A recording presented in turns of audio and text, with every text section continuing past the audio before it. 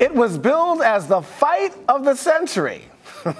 Well, the long-awaited match between Floyd Mayweather and Manny Pacquiao, but did it live up to all the hype?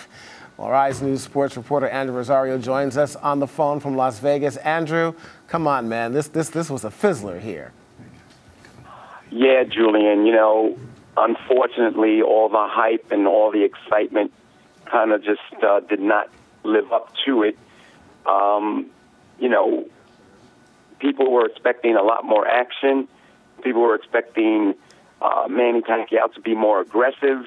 He did hurt Floyd in the fourth round, but for some strange reason, failed to follow up and turn the fight in his favor. Right, a couple of people had it, I think, at about 8-4 there. But, you know, I got to tell you, Andrea, though, I mean, it was really a good fight tactically as far as boxing is concerned. You know, Floyd is, you know, he's always known for evasive fighting, you know, trying not to get hurt, almost like Muhammad Ali was, and, you know, probably after the glory days. Pacquiao, somewhat of a defensive fighter, but he's also known as getting hit. I'm just thinking now, even 5 years later, these folks don't have the same kind of firepower they did, but the fight probably wouldn't have been any different if it was held 5 years before. I agree, and that's one thing about Floyd Mayweather. His defensive strategy is what got him to where he is at this point.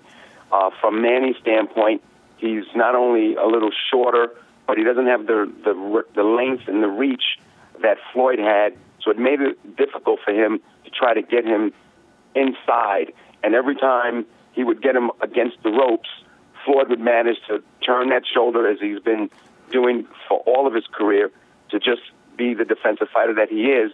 And you could see a couple of times where the length advantage that Floyd had definitely was a big factor in the fight. Okay, a boring fight here, but let's talk about the money factor. That certainly wasn't boring. The big payday here for both fighters here. I think Floyd walked away, I think, with a little under, was it $300 million? Was that the payday for him?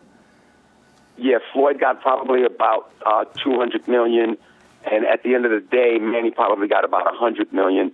Unfortunately, because of the way the fight happened and ended, I don't think a lot of people are going to be clamoring for a rematch, because it basically would be the same thing now. After the fight, Manny claimed that he had a shoulder problem, and he wanted to have an injection in his shoulder for an anti-inflammatory, but the Las Vegas commission turned him down. Well, my question is, if he really was hurting like that, would he have brought that to light if he had won the fight? Well, this is my point. You know, once again here, this is the biggest fight in a long time. A lot of people haven't been watching fights. I know I've stopped. I was almost going to pay with the $90 for this fight, but I had some other things going on at the last minute here. But I guess, Andrew, what I'm trying to say is it business as usual with the fight game, all sorts of things going on that are kind of turning people off to fighting, to boxing right now? Yeah, I mean, that's one of the big stories down here in terms of the amount of money that was paid for individuals to see the fight. And we're talking about folks that actually did not go to the MGM Grand and pay for a ticket.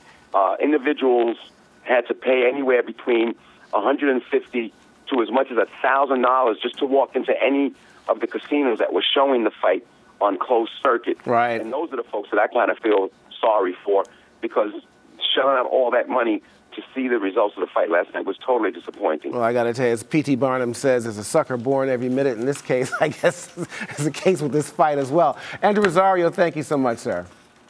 All right, Julian, we'll talk to you soon. Okay.